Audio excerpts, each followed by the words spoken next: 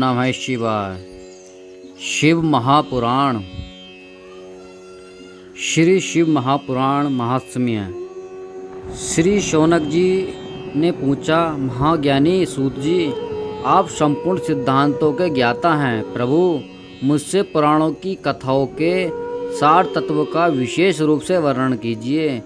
ज्ञान और वैराग्य सहित भक्ति से प्राप्त होने वाले विवेक की वृद्धि कैसे होती है तथा साधु पुरुष किस प्रकार अपने काम, क्रोध आदि मानसिक विकारों का निवारण करते हैं। इस घोर कलिकाल में जीव प्राय आसुर स्वभाव के हो गए हैं। उस जीवन समुदाय को शुद्ध देवी संपत्ति से युक्त बनाने के लिए सर्वश्रेष्ठ क्या उपाय है?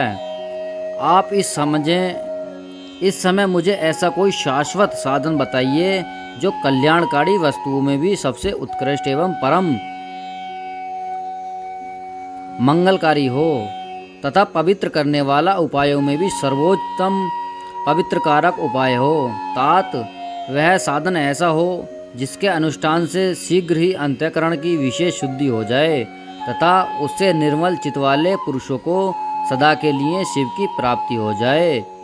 श्री सूत जी ने कहा, मुनि श्रेष्ठ शौनक, तुम धन्य हो, क्योंकि तुम्हारे हृदय में पुराण कथा सुनने का विशेष प्रेम एवं लालसा है। इसलिए मैं शुद्ध बुद्धि से विचार कर तुमसे परम उत्तम शास्त्र का वर्णन करता हूँ। वत्स, वह संपूर्ण शास्त्रों के सिद्धांत से संपन्न भक्ति आदि को बढ़ाने वाला तथा भगवान शिव को संतुष्ट करने वाला कानों के लिए रसायन अमृत स्वरूप तथा दिव्य है। तुम उसे श्रवण करो।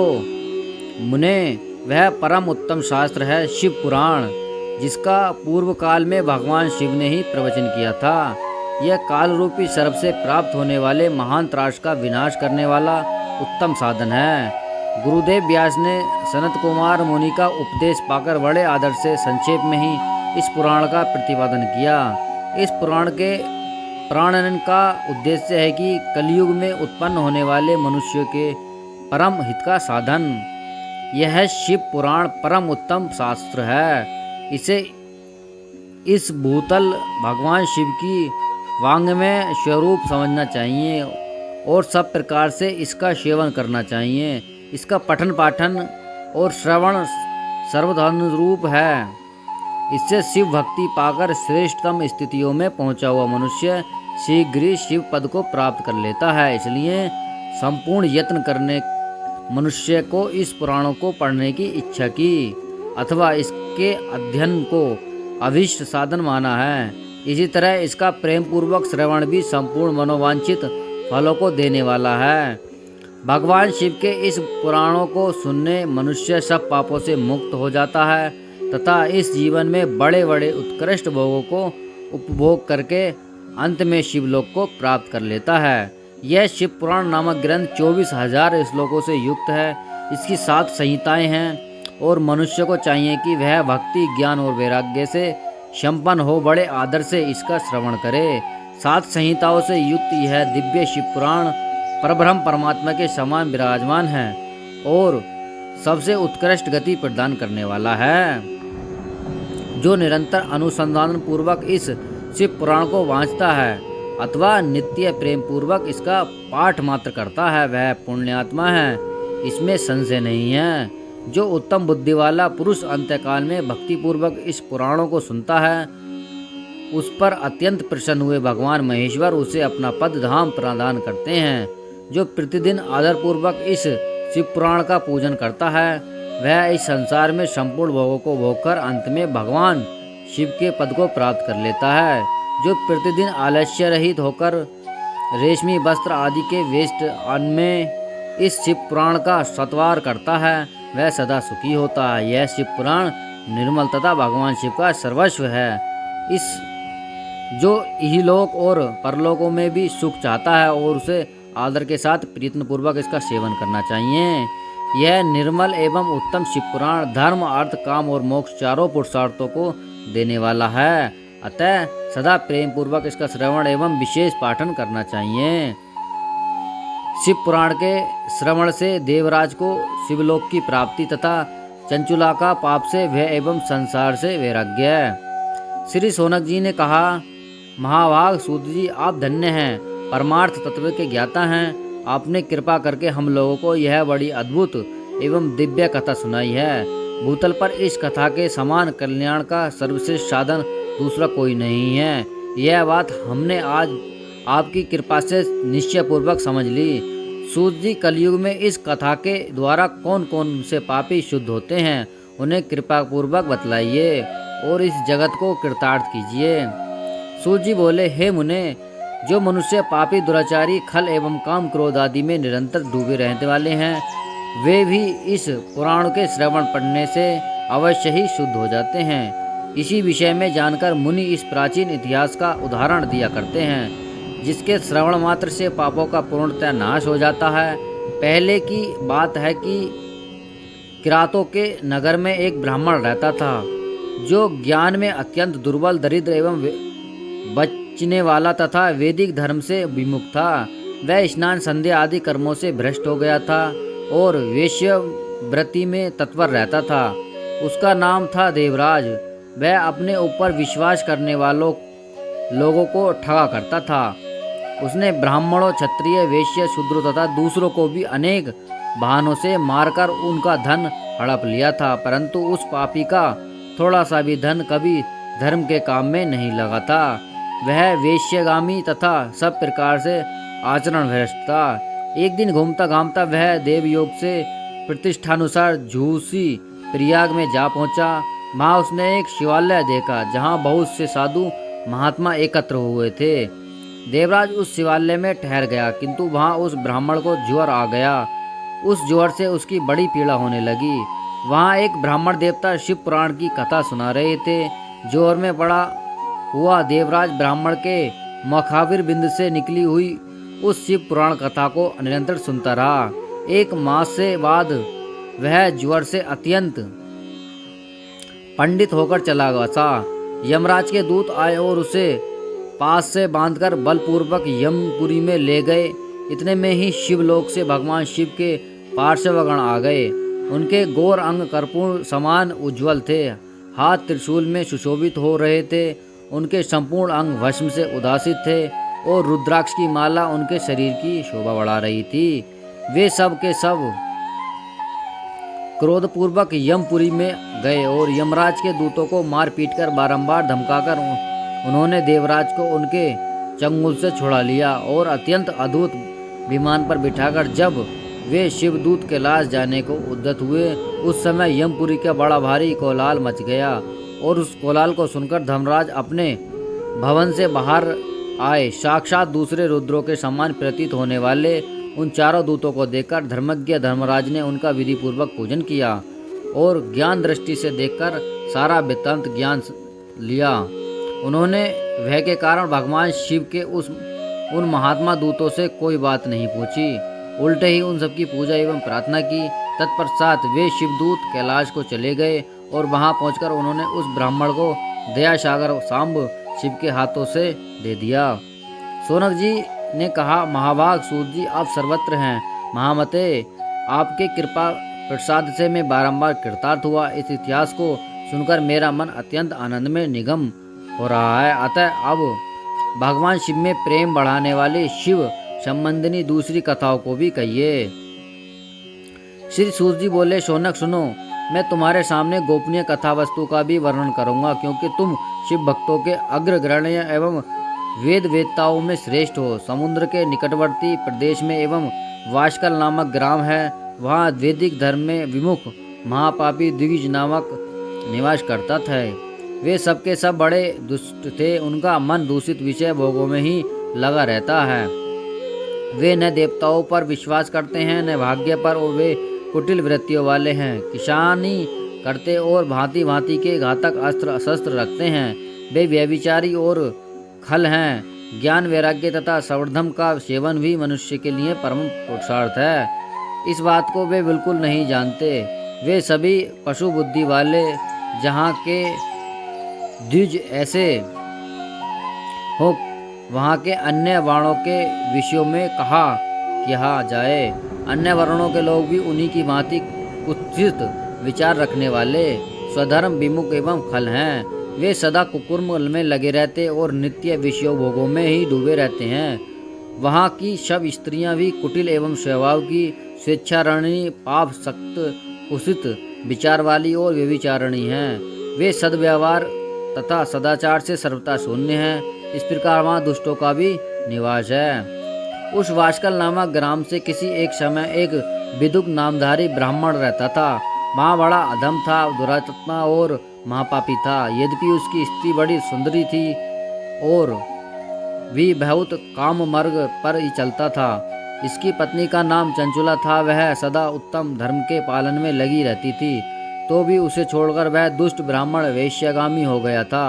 इस तरह कुकर्म में लगे हुए उस बिंदु के बहुत वर्ष व्यतीत हो गए। उसकी स्त्री चंचुला काम से पीड़ित होने पर भी स्वधर्म नाम के भय से कलेश सहस भी दीर्घ काल तक धर्म से भ्रष्ट नहीं हुई, परंतु दुराचारी पति के आचरण से प्रभावित हो आगे चलकर वह स्त्री भी दुराचारिणी हो गई। इस तरह दुराचारों में डूबे हुए उन मूढ़ चितवालों पति पत्नी का बहुत सा समय व्यर्थ बीत गया। तदंतर शूद्र जातीय वैश्य का पति बना हुआ वह दूषित बुद्धि वाला दुष्ट ब्राह्मण बिंदुक समयानुसार मृत्यु को प्राप्त हो नरक में जा पड़ा।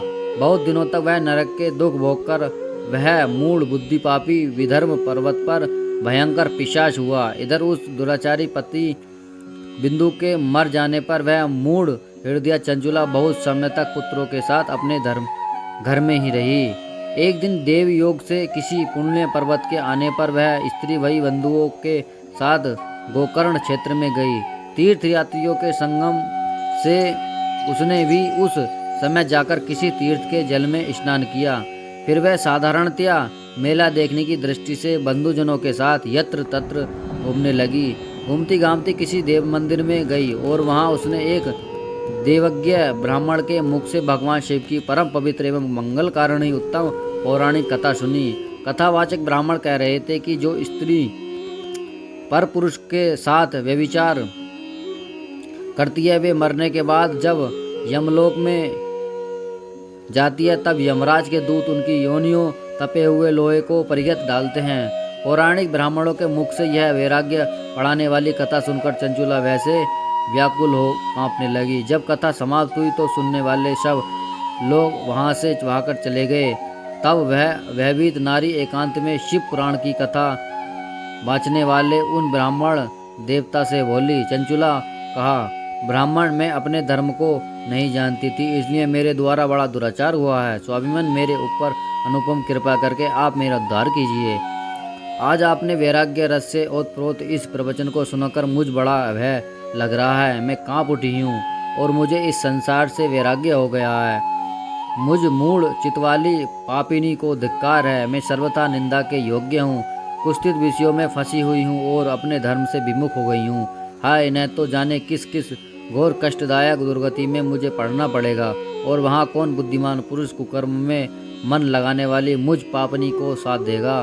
मृत्यु काल में उन भयंकर यमदूतों को मैं कैसे देखूंगी जब वे बलपूर्वक मेरे गंदे फंदे डालकर मुझे बांधेंगे। तब मैं कैसे धीरज धारण कर सकूंगी। नरक में जब मेरे शरीर के टुकड़े टुकड़े किए जाएंगे उस समय विशेष दुख देखने वाली उस महायातना को मैं कैसे सहूंगी। हाय, ये मैं मारी गई, मैं जल गई, मेरा हृदय विदीर्ण हो गया और मैं सब प्रकार के नष्ट हो गई, क्योंकि मैं हर तरह से पापों में डूबी रही हूँ।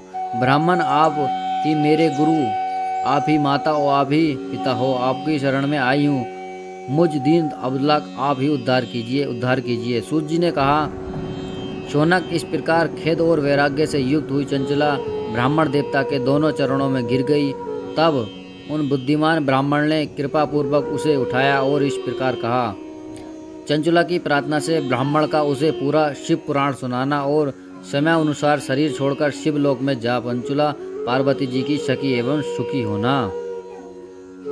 ब्राह्मण बोले, नारी, सौभाग्य की बात है कि भगवान शंकर की कृपा से शिव पुराण की इस वैराग्य युक्त कथा को सुनकर तुम्हें समय पर चेत हो गया।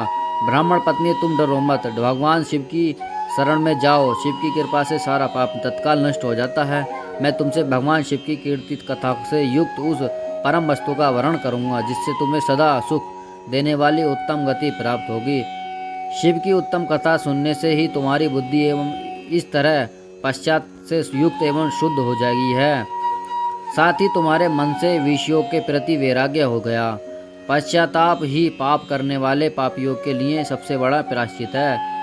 सत्पुरुषों ने सबसे लिए पश्चाताप को ही समस्त पापों का शोधक बताया है। पश्चाताप से ही पापों की शुद्धि होती है। जो पश्चाताप करता है वही वास्तव में पापों का प्रायश्चित करता है, क्योंकि सत्पुरुषों ने समस्त पापों की शुद्धि के लिए जैसे प्रायश्चित का उपदेश दिया है, वह सब पश्चात से संपन्न हो जाता है। जो पुरुष विधि पूर्वक प्रायश्चित करते हैं निर्भय हो जाता है, पर आने पर कुकर्म के लिए पश्चाताप नहीं करता उसे प्राय उत्तम गति नहीं प्राप्त होती। परंतु जिसे अपने कुकुत पर हार्दिक पश्चाताप होता है वह अवश्य उत्तम गति का भागी होता है, इसमें संशय नहीं है। शिव पुराण की कथा सुनने से जैसे चित्त की शुद्धि होती है, वैसे ही दूसरे उपाय से होनी है। जैसे दर्पण साफ करने पर निर्मल हो जाता है, उसी प्रकार शिव पुराण की कथा से चित्त अत्यंत शुद्ध हो जाता है, इससे संशय नहीं है। मनुष्य के लिए शुद्ध चित्त में जगदम्बा पार्वती सहित भगवान शिव विराजमान रहते हैं। इसमें वह विशुद्धात्मा पुरुष श्रीबाम्ब सदाशिव के पद को प्राप्त होता है। इस उत्तम कथा का श्रवण समस्त मनुष्य के लिए कल्याण का बीज है।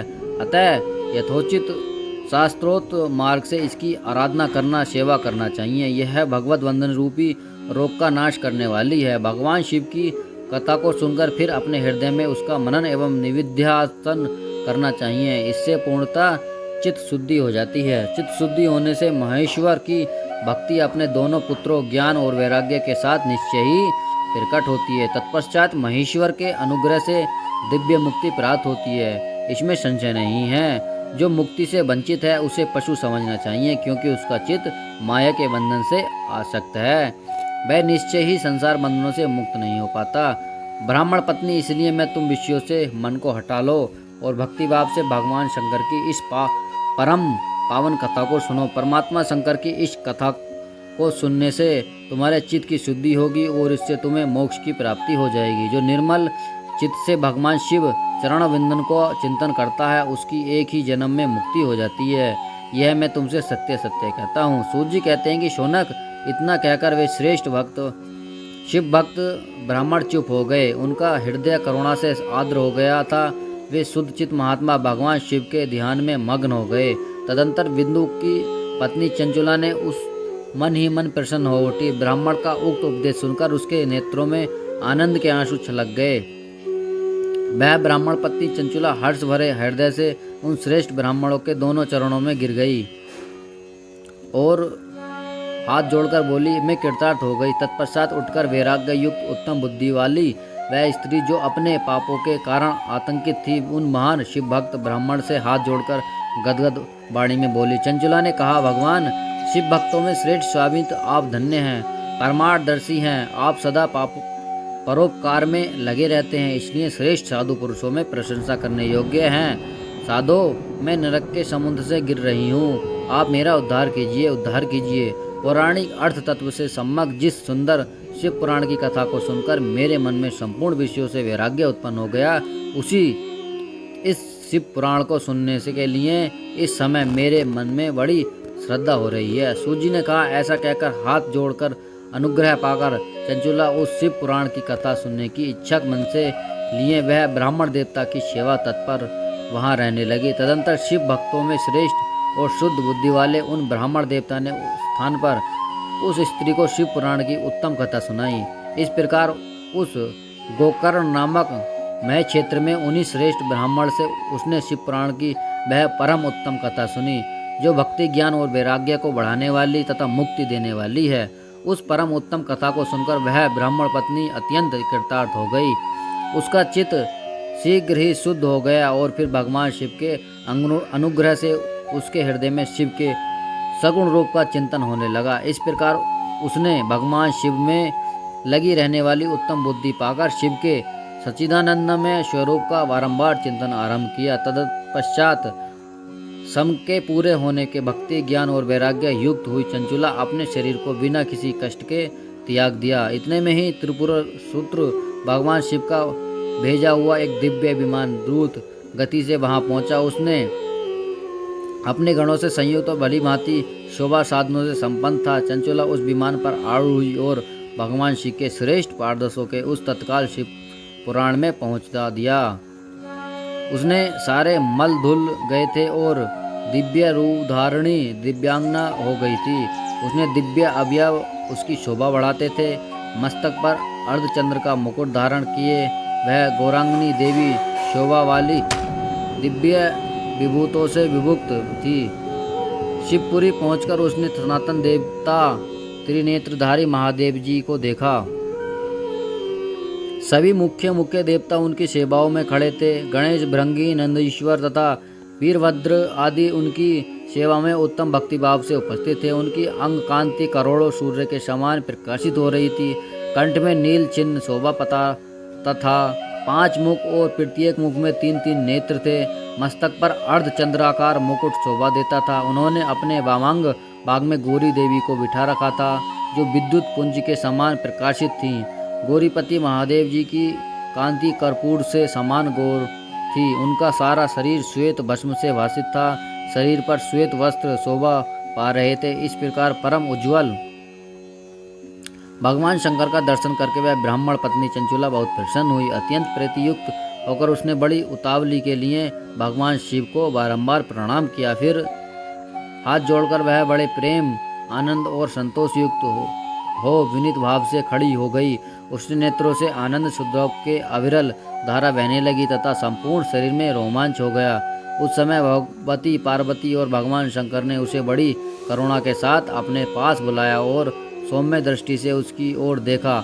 पार्वती जी ने तो दिव्य रूप धारणी बिंदु प्रिया चंचुला को प्रेम पूर्वक अपनी सखी बना लिया और वह उस परमानंदन ज्योति स्वरूप सनातन धर्म में अविचल निवास पाकर दिव्य शोभेत से संपन्न हो अक्षय सुख का अनुभव करके लगी। चंचुलुआ प्रिंत्र से पार्वती आज्ञा पाकर तुम्बुका विधन पर्वत पर शिव पुराण की कथा सुनाकर बिंदु का पिशाच योनि से उद्धार करना तथा उन दोनों दंपत्ति का शिव धामों में सुखी रहना। सूजी बोले, सोनक एक दिन परमानंद में निगमन हुई चंचुला ने उमा देवी के पास जाकर प्रणाम किया और दोनों हाथ जोड़कर उनकी स्तुति करने लगी। चंचुला बोली, गिरिराज नंदिनी स्कंद माता उमे मनुष्य ने सदा आपका सेवन किया है। समस्त सुखों को देने वाली शंभु प्रिय आप ब्रह्म रूपिणी हैं। ब्रह्म, विष्णु, ब्रह्म एवं देवताओं सेव्य हैं। आप ही सगुण और निर्गुण हैं। आप ही सूक्ष्म सच्चिदानंद रूपाणी आदि प्रकृति। आप ही संसार की सृष्टि, पालन और संहार करने वाली हैं। तीनों गुणों का आश्रय भी आप ही हैं। ब्रह्म, विष्णु और महेश्वर इन तीनों देवताओं का आवास स्थान तथा उनकी उत्तम प्रतिष्ठा करने वाली पराशक्ति आप ही हैं। सूजी कहते हैं कि सोनक उसे सदगति प्राप्त हो चुकी थी। वह चंचुला इस प्रकार महेश्वर पत्नी उमा की स्तुति करके सिर झुका के चुप हो गई। उसके नेत्रों में प्रेम के आंसू उमड़ गए और करुणा से भरी हुई शंकर प्रिया भक्त वत्सल्य पार्वती जी ने चंचुला को संबोधित करके बड़े प्रेम से इस प्रकार कहा। पार्वती बोली, सखी चंचुले सुंदरी, मैं तुम्हारे की हुई इस स्तुति से बहुत प्रसन्न हूँ। बोलो, क्या वर मांगती हो? तुम्हारे लिए मुझे कुछ भी अधे नहीं है। चंचुला बोली, निष्पाप गिरिजा कुमारी, मेरे पति बिंदुग इस समय कहाँ हैं? उनकी कैसी गति है मैं यह नहीं जानती। कल्याणमार्मी दीनवत से मैं अपने उन पतिदेव से जिस प्रकार संयुक्त हो सकूं वैसा ही उपाय कीजिए। महेश्वरी महादेवी, मेरे पति इस शूद्र जातीय वेश्य के प्रति आसक्त थे और पाप में ही डूब रहे थे। उनकी मृत्यु मुझसे पहले ही हो गई थी। न जाने वे किस गति में प्राप्त हुए। गिरिजा बोली, बेटी तुम्हारा विदुत नाम वाला पति बड़ा पापी था। उसका अंतःकरण बड़ा ही दूषित था। वेश्या का अवभोग करने वाला वह मूढ़ मरने वाला नरक में पड़ा। अगणित वर्षों तक नरक में नाना प्रकार के दुख भोगकर वह पापमात्मा अपने शोष पापों को भोगने के लिए विद्यान पर्वत पर पिशाच हुआ है। इस समय वह पिशाच अवस्था में ही है और नाना प्रकार के कलेश उठा रहा है। वह दुष्ट वही वायु पीकर रहता है, सदा सब प्रकार से कष्ट रहता है। सूजी कहते हैं कि सोनक, गौरी देवी के यह बात सुनकर उत्तमा व्रत का पालन करने वाली चंचुला उस समय पति के महान दुख के दुखी हो गई और फिर मन को स्थिर करके उस ब्रह्म पत्नी ने व्यथित हृदय से महेश्वरी को प्रणाम करके पुनः पूछा। चंचुला बोली, महेश्वरी महादेवी, मुझ पर कृपा कीजिए और दूषित कर्म करने वाले मेरे उस दुष्ट पति का अब उद्धार कर दीजिए। देवी, कुशित बुद्धि वाले मेरे पति उस पापात्मा पति को किस उपाय से उत्तम गति प्राप्त हो सकती है, वह शीघ्र बतलाइए। आपको नमस्कार है। पार्वती जी ने कहा, तुम्हारा पति यदि शिव पुराण की कथा पुण्यमयी उत्तम कथा सुने तो सारी दुर्गति को पार करके उत्तम गति का भागी हो सकता है। अमृत के समान मधुर अक्षरों से युक्त गौरी देवी का यह वचन आदरपूर्वक सुनकर चंचुला ने हाथ जोड़कर मस्तक झुका उन्हें बारंबार प्रणाम किया और अपने पति समस्त पापों को शुद्धि तथा उत्तम गति की प्राप्ति के लिए पार्वती जी से यह प्रार्थना कि मेरे पति को शिव पुराण सुनाने की व्यवस्था होनी चाहिए। उस ब्राह्मण पत्नी बारंबार प्रार्थना करने पर शिव प्रिया गौरी देवी ने बड़ी दया आई और भक्त वत्सल्य महेश्वरी गिरजा कुमारी ने भगवान शिव की उत्तम कीर्ति का गान करने वाले गंधर्वराज तंबू को बुलाए उनसे प्रश्न पूर्वक इस प्रकार कहा, तुम्बरो, तुम्हारी भगवान शिव में प्रीति है, तुम मेरे मन की बातों को जानकर अभीष्ट कार्यों को सिद्ध करने वाले हो, इसलिए मैं तुमसे एक बात कहती हूँ, तुम्हारा कल्याण हो। तुम मेरी इस सखी के साथ शीघ्र जाकर विंध्याचल पर्वत पर जाओ। वहाँ एक महाघोर भयंकर पिशाच रहता है, उसका वृत्तांत तुम आरंभ से ही सुनो। मैं तुमसे प्रश्न पूर्वक सब कुछ बताती हूँ। पूर्व जन्म में वह पिशाच बिंदु नामक ब्राह्मण था, मेरी इस सखी चंचुला का पति था, परंतु वह दुष्ट वेश्यागामी हो गया। स्नान संधि और आदि नित्य कर्म छोड़कर अपवित्र रहने लगा। क्रोध के कारण उसकी बुद्धि पर मूढ़ता छा गई। वह कर्तव्य का विवेक नहीं कर पाता। अवय अक्षोभक्षण, सज्जनों से द्वेष और दूषित वस्तुओं का दान लेना, यही उसका स्वाभाविक कर्म बन गया था। वह अस्त्र शस्त्र लेकर हिंसा करता, बाएं हाथ से खाता, दीनों का सताता और क्रूरतापूर्वक पराये घरों में आग लगा देता था। चांडालों से प्रेम करता और प्रतिदिन वेश्यों के संपर्क में रहता था। बड़ा दुष्ट था वह पापी। अपना पत्नी का परित्याग करके दुष्टों में संग में ही आनंद मानता था। वह मृत्यु पर्यंत दुराचार में ही फंस रहा। फिर अंतकाल में आने पर उसकी मृत्यु हो गई। वह पापियों के भोग स्थान घोर यमपुरी में गया और वहाँ बहुत से नरकों का उपभोग करके वह दुष्टात्मा जीव इस समय विंध्याचल पर्वत पर पिशाच बन गया है। वहीं पर दुष्ट पिशाच अपने पापों का फल भोग रहा है। तुम उसके आगे यत्नपूर्वक शिव पुराण की उस दिव्य कथा का प्रवचन करो जो पुण्यमयी तथा समस्त पापों का नाश करने वाली है। शिव पुराण की कथा का श्रवण सबसे उत्कृष्ट पुण्य कर्म है। उससे उसका हृदय शीघ्र ही समस्त पापों से शुद्ध हो जाएगा और वह प्रेत योनियों का परित्याग कर देगा। उस दुर्गति से मुक्त होने पर बिंदु नामक पिशाच मेरी आज्ञा से विमान पर बैठकर तुम भगवान शिव के समीप ले आओ। सूत जी कहते हैं, सोनक महेश्वरी उमा के इस प्रकार आदेश देने पर गंधर्वराज तुम्बरु मन ही मन बड़े प्रसन्न हुए। उन्होंने अपने भाग्य की सराहना की। तत्पश्चात उस पिशाच की सती साध्वी पत्नी चंचुला के साथ विमान पर बैठकर नारद के प्रिय मित्र तुदुम्बु व्याघ्र पूर्वक विंध्याचल पर्वत पर गए जहाँ वह पिशाच रहता था। वहाँ उन्होंने उस पिशाच को देखा। उसका शरीर विशाल था, थोड़ी बहुत बड़ी थी। वह कभी हंसता, कभी रोता, कभी उछलता। उसकी आकृति बड़ी विकराल थी। भगवान शिव की उत्तम कीर्ति गान करने वाले महाबली तुम्बरु ने उस अत्यंत भयंकर पिशाच को पाशों द्वारा बांध लिया। तदंतर तुम्बरु शिव पुराण की कथा वांचने का निश्चय करके महोत्सव युक्त स्थान और मंडप आदि की रचना की। इतने में ही संपूर्ण लोकों में बड़े वेग से यह प्रचार हो गया कि देवी पार्वती की आज्ञा से यह एक पिशाच का उद्धार करने के उद्देश्य से शिव पुराण की उत्तम कथा सुनाने के लिए तुम्बरु विंध्याचल पर्वत पर गए हैं। फिर तो उस कथा को सुनने के लोभ से बहुत से देव ऋषि भी शीघ्र वहां पर पहुंच जा चुके। आदरपूर्वक शिव पुराण सुनने के लिए आए हुए लोगों का उस पर्वत पर बड़ा अद्भुत और कल्याणकारी समाज जुट गया। फिर तुम्बरु ने उस पिशाच को पासों में बांधकर आसन पर बिठाया और हाथों में वीणा लेकर गौरी पति की कथा का गान आरंभ किया। पहली अर्थात विश्व संहिता से लेकर 7वीं वायु संहिता तक महात्म्य सहित शिव पुराण की कथा उन्होंने स्पष्ट वर्णन किया। सातों संहिताओं सहित शिव पुराण का आदरपूर्वक श्रवण करके वे सभी श्रोता पूर्णतः कृतार्थ हो गए। उस परम पुण्य में शिव पुराण को सुनकर उस पिशाच ने अपने सारे पापों को धोकर उस पैशाचिक शरीर को त्याग दिया। फिर तो शीघ्र ही उसका दिव्य रूप हो गया। अंत कांति गौरव करनी हो गई। शरीर पर श्वेत वस्त्र तथा सब प्रकार के पुरुषोचित आभूषण उसके अंगों को उद्सित करने लगे। वह त्रिनेशधारी चंद्रशेखर रूप हो गया। इस प्रकार दिव्य देहधारी होकर श्रीमान बिंदु अपनी प्रबल वल्लभा चंचुला के साथ स्वयं भी पार्वती वल्लभ भगवान शिव का गुणगान करने लगा। उसकी स्त्री को इस प्रकार दिव्य रूप से सुशोभित देख वे सभी ऋषि बड़े विस्मित हुए। उनका चित्त परमानंद से परिपूर्ण हो गया। भगवान महेश्वर का वह अद्भुत चरित्र सुनकर वे सभी श्रोता परम कृतार्थ हो प्रेम पूर्वक श्री शिव का यशोगान करते हुए अपने अपने धाम को चले गए। दिव्य रूपीधारी श्रीमान बिंदुगन भी सुंदर विमान पर अपनी प्रियतमा के पास बैठकर सुखपूर्वक आकाश में स्थित हो बड़ी शोभा पाने लगा। तदंतर महेश्वर सुंदर एवं मनोहर गुणों का गान करता हुआ वह अपनी प्रियतमा तथा तुम्बरु के साथ शीघ्र ही शिव धाम में जा पहुंचा। वहां भगवान महेश्वर तथा पार्वती जी ने प्रसन्नपूर्वक बिंदुगा का सत्कार किया और उसे अपना पार्षद बना लिया। उसकी पत्नी चंचुला पार्वती जी की सगी हो गई। वह घनीभूत ज्योति रूप परमानंद में सनातन धाम में अविचल निवास पाकर वे दोनों दंपति परम सुखी हो गए।